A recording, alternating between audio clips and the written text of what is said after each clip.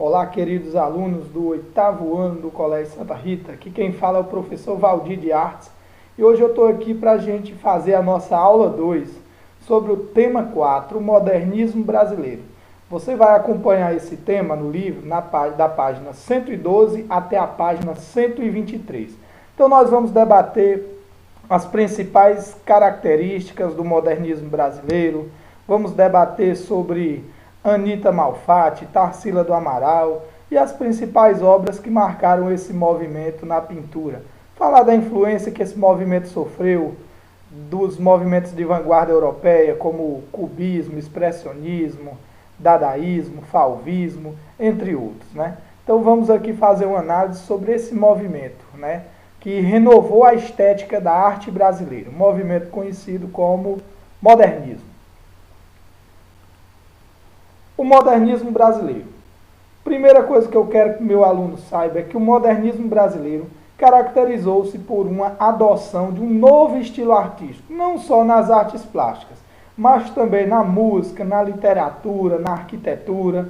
Ou seja, o modernismo brasileiro ele buscou propor uma renovação estética e uma renovação em todas as áreas da arte brasileira.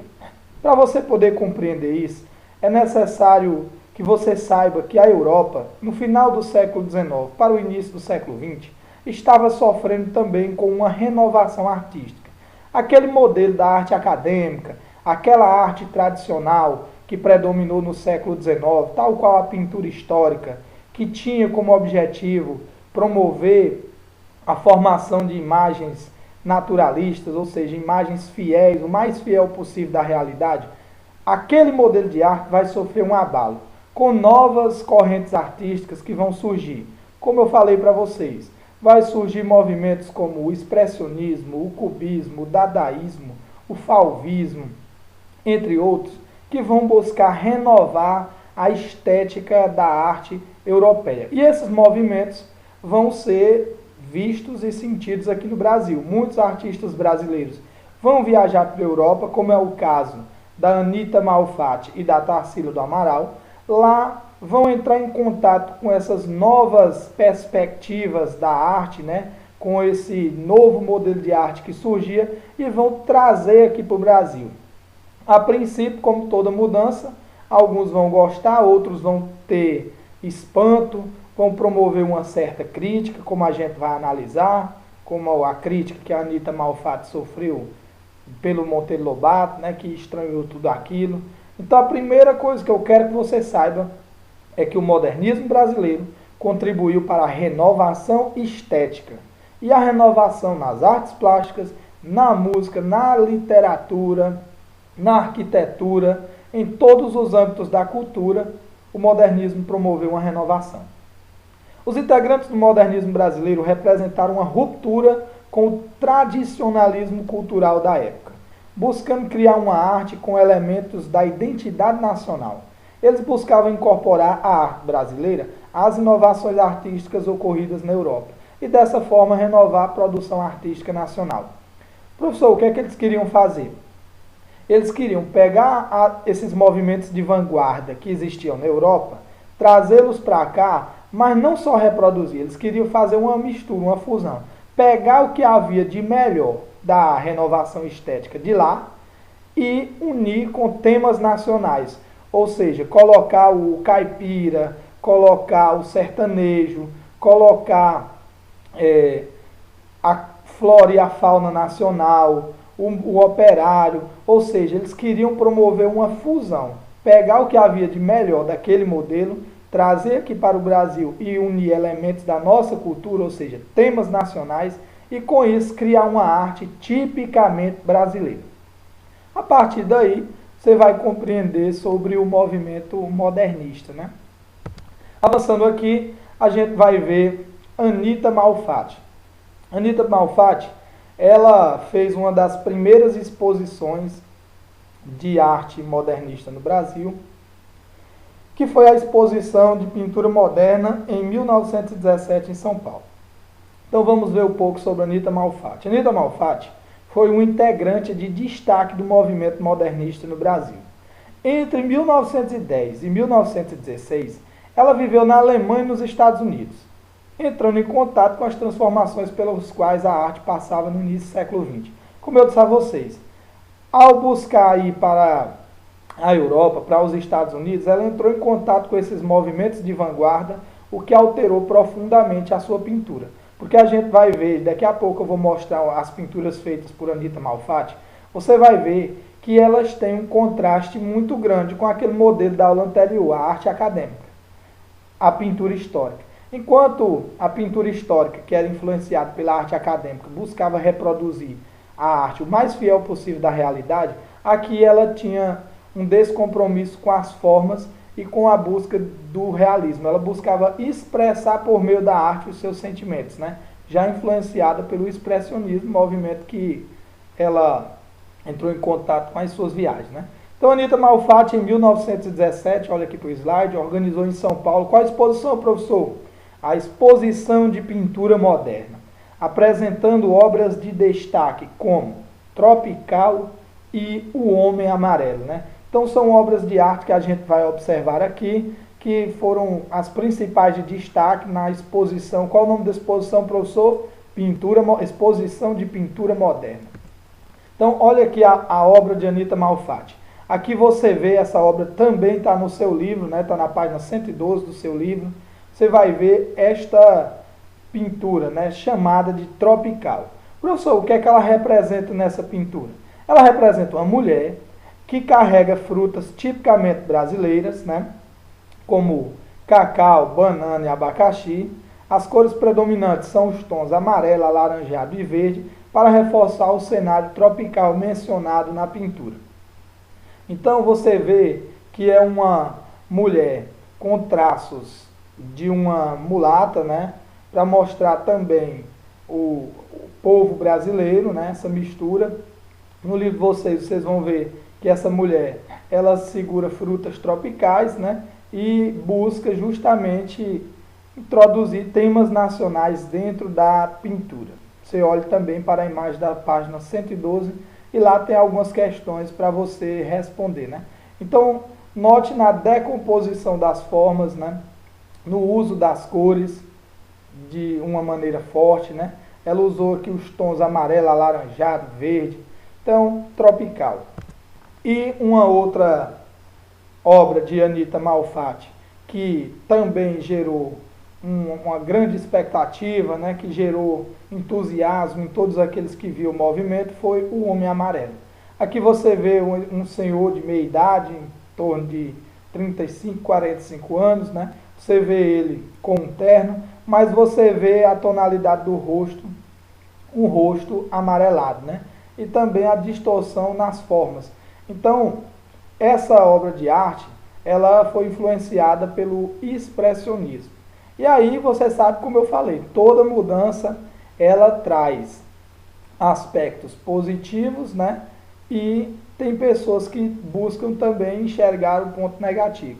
Então, enquanto Anita Malfatti entusiasmou jovens que estavam querendo renovar a perspectiva da nossa arte brasileira, ou seja, o estilo da nossa arte, ela também sofreu duras críticas. Monteiro Lobato mesmo disse que ela tinha sido influenciada pelos movimentos de vanguarda. Ele chegou a dizer até assim: até que essa Anita Malfatti, ela não pinta mal, porém sua arte peca nas formas. As formas como ela representa as pessoas nem de longe lembram aquela arte acadêmica. As cores que ela coloca não representam o ideal do ser humano. Então ela está seduzida por um movimento que, segundo ele, era uma coisa passageira, né? Então Monteiro Lobato, aquele que criou o famoso sítio do Pica-Pau Amarelo, né?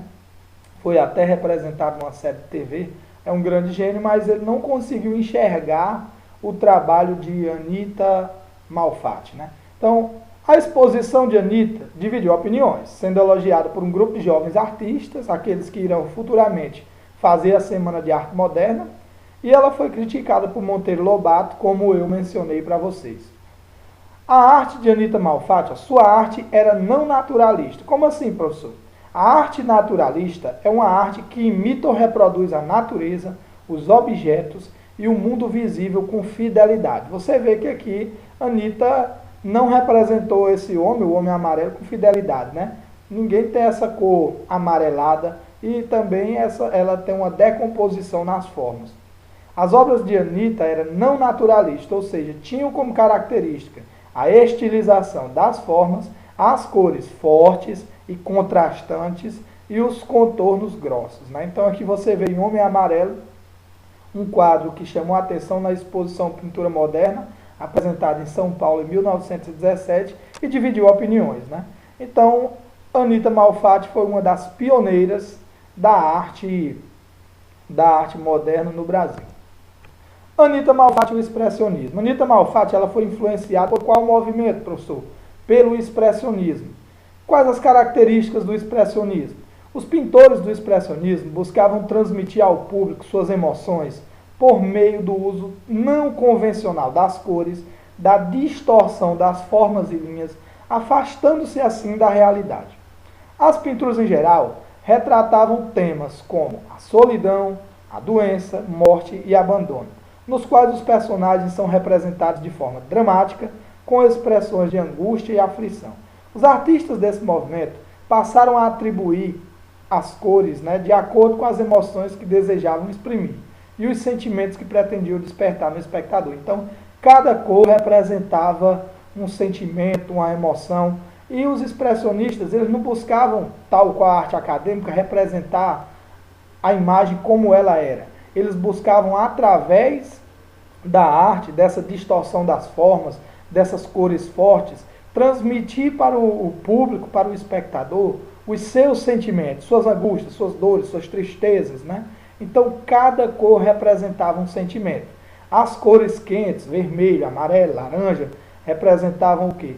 Uma cor mais de fogo, de vida, de energia. E as cores frias, né? Verde, violeta, azul, representavam aquela ideia mais de calma, representava a vegetação. Então, os expressionistas, eles viam nas cores uma forma de representar os sentimentos. E aqui você vai ver duas obras de pintores expressionistas de destaque, só para sintetizar aquilo que eu mostrei para vocês. Franz em uma cadeira entalhada, 1910, de Ernest Kincher, e O Judeu Velho com um Menino, O Mendigo Cego com um Menino, 1903, de Pablo Picasso.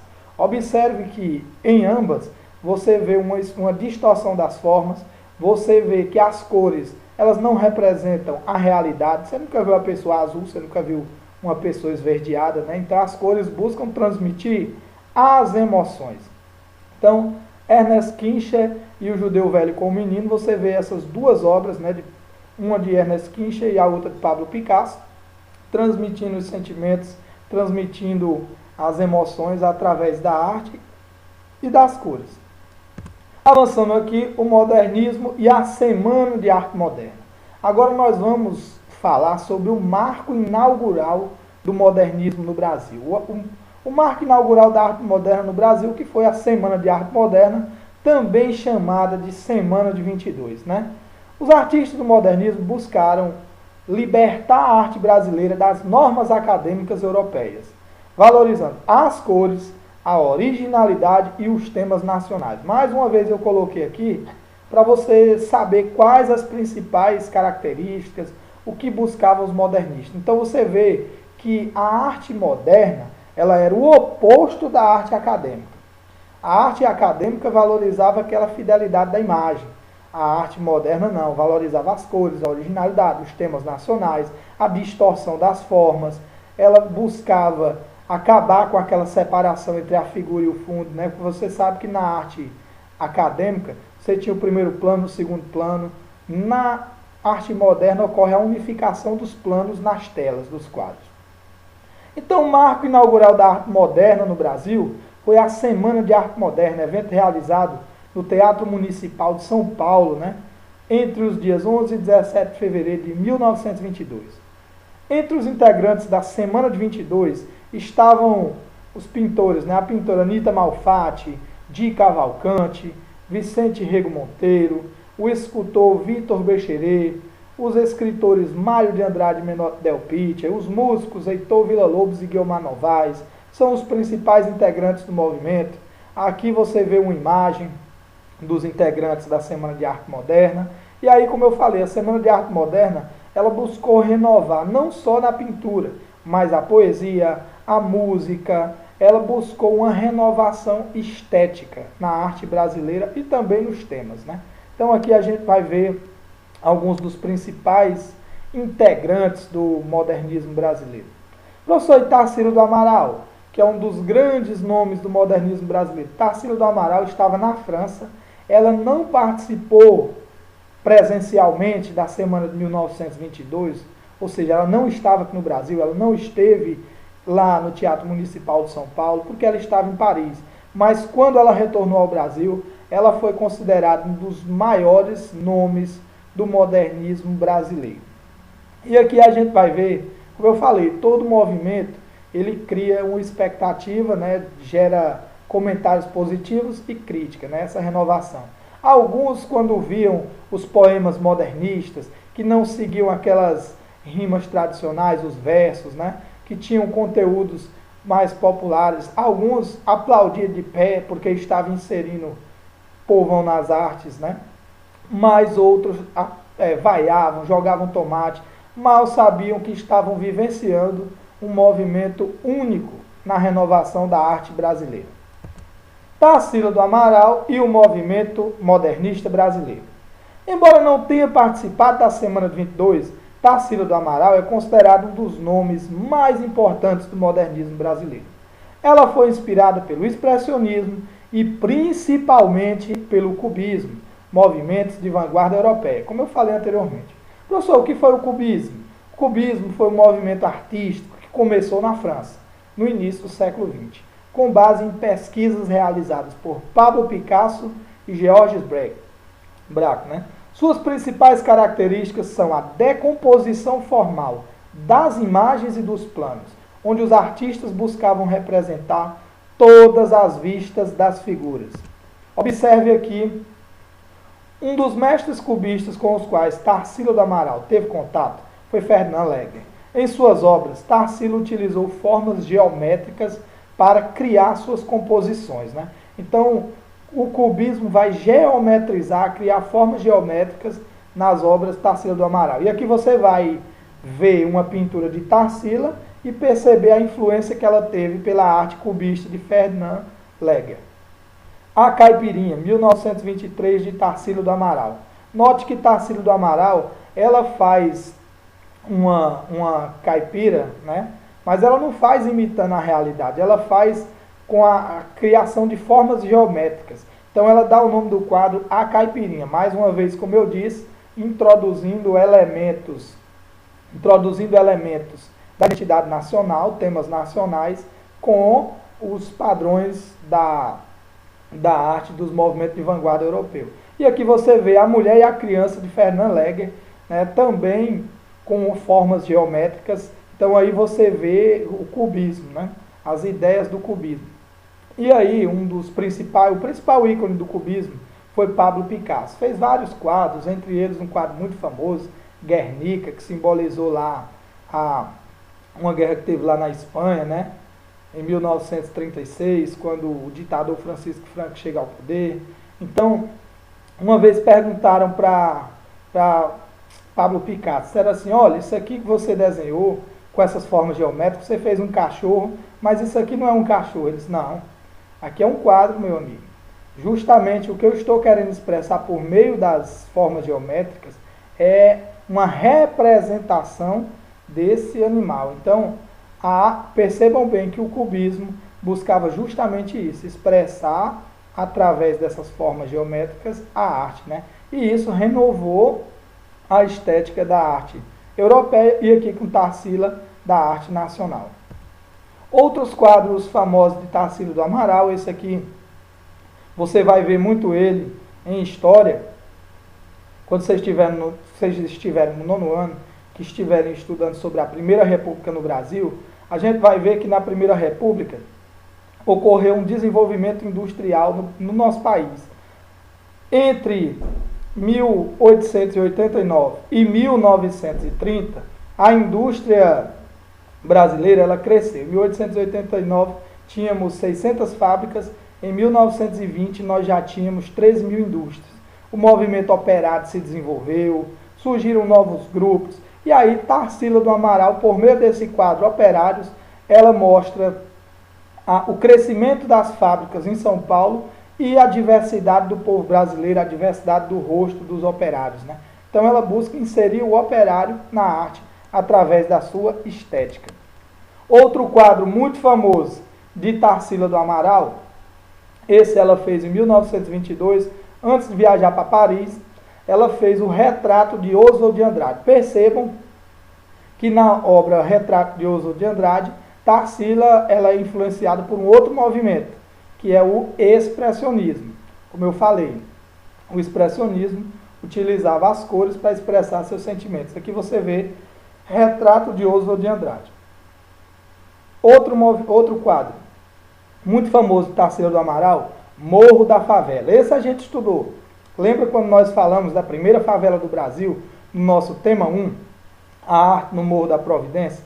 Aqui Tarsila representou o Morro da Favela, ou seja, o Morro da Providência, e representou através da arte as casas, as pessoas, a fauna, né? A fauna não, a flora, né? A fauna também, porque você vê alguns animais, né? Então, em Morro da Favela, ela, com essa decomposição das figuras geométricas, apresenta a favela, apresenta o perfil dos habitantes através da arte, né? Então você vê que o modernismo pegava a arte europeia, misturava com temas nacionais e buscava criar uma identidade, ou seja, uma cultura e uma arte tipicamente brasileira. Uma produção modernista. Aqui você vê a principal obra de Tarsila do Amaral, que é o quadro Abaporu, é o quadro mais famoso de Tarsila. Ela pintou esse quadro em 1928 e deu de presente ao seu esposo na época, Oswald de Andrade, né? Então, professor, Abaporu, o que é que significa Abaporu? Abaporu, numa palavra de origem tupi, que significa aquele que come, em referência aos índios que praticavam a antropofagia. Vocês já estudaram a história do Brasil, lá no 6º ano, que no Brasil existiam vários povos com línguas, culturas, tradições, e alguns desses povos, como era o caso dos tupinambás, eles praticavam a antropofagia, que era o hábito de se alimentar com a carne humana. Mas eles se alimentavam com a carne humana não era só para consumir a carne como alimento, era para anexar a energia do guerreiro. Então Abaporu é como se ela dissesse o seguinte: Abaporu é aquele que come, é o indivíduo, é o ser que vai pegar a arte europeia, ou seja, devorar e pegar aquilo que há de melhor na arte europeia e fundir com a arte, com a nossa cultura nacional, para criar uma identidade, né? Então aqui é a obra mais famosa de Tarsila do Amaral, que está no Museu do Mal, né, em Buenos Aires, e Abaporu. Essa tela, ela é a mais marcante obra de Tarsila, como eu mencionei anteriormente. Oswald de Andrade e o Manifesto Antropófago. É só para você perceber que aquele quadro que Tarsila deu, Abaporu, para Oswald de Andrade, influenciou o marco teórico do movimento modernista. Inspirado em Abaporu, o Manifesto Antropófago é considerado um marco teórico do movimento modernista brasileiro. Segundo esse manifesto, assim como Abaporu, a arte brasileira deveria devorar a arte e a cultura estrangeira, extraindo delas aquilo que lhe interessava para a construção de uma verdadeira arte brasileira. Como eu mencionei, o objetivo, assim como Abaporu, era devorar a arte europeia, pegar o que havia de melhor dos movimentos de vanguarda, inserir temas nacionais e dessa fusão iríamos construir a cultura brasileira, uma cultura própria, né? Uma identidade nacional através da arte. Então, o objetivo era pintar o Brasil nos quadros e nas telas, né? E, como você vê, pegar o que havia de melhor, inserir com a cultura nacional e criar uma cultura própria. E aqui, para a gente finalizar a nossa aula, eu deixei aqui essa última imagem, para você perceber a preocupação dos modernistas com a arte e com a cultura brasileira. Acho que muitos de vocês já ouviram falar sobre o IPHAN, que é o Instituto do Patrimônio Histórico e Artístico Nacional, que é um órgão governamental que busca proteger os bens considerados de valor e de identidade para a nossa cultura. como os prédios públicos, mas também como manifestações da cultura imaterial, como a capoeira, o reizado, o bumba meu boi, o forró, o maracatu, entre outras manifestações. Professor, quando foi a primeira vez que o governo brasileiro começou a se preocupar com a identidade, a preservação do patrimônio cultural, preservar os bens de valor e de significado para a nossa cultura? Foi aqui, entre o final da década de 20, mas aqui o órgão mesmo foi criado em 1937, tendo como um dos idealizadores esse modernista, Mário de Andrade. Mário de Andrade fez várias viagens pelo Brasil entre a década de 20 e 30. Ao viajar, ele percebia vários elementos da identidade cultural das regiões que ele vivia. Entrou em contato com várias manifestações culturais, né? E aí foi que ele percebeu que aquilo era patrimônio e sinônimo de identidade. Então, Mário, na época, era o governo de Getúlio Vargas, né? Ele foi um dos idealizadores do projeto, apresentou para o governo a necessidade de preservar esse patrimônio e com isso foi criado em 1937 o IPHAN. Então, Mário de Andrade, esse que vocês veem na imagem, ele, assim como os modernistas, né, foram responsáveis pela preservação do patrimônio cultural brasileiro. Então, pessoal, com isso a gente finaliza a nossa aula de hoje. Eu espero que vocês busquem responder as questões do livro e as questões do exercício que eu passei nas nossas aulas presenciais. Na próxima semana, eu estarei gravando uma aula para vocês, respondendo o nosso exercício sobre o tema 3, sobre a pintura histórica, e também sobre o tema 4, modernismo brasileiro. Então, eu espero que vocês possam ter compreendido bastante sobre a nossa aula, que tenham êxito no seu aprendizado. Se cuidem, fiquem com Deus e um forte abraço.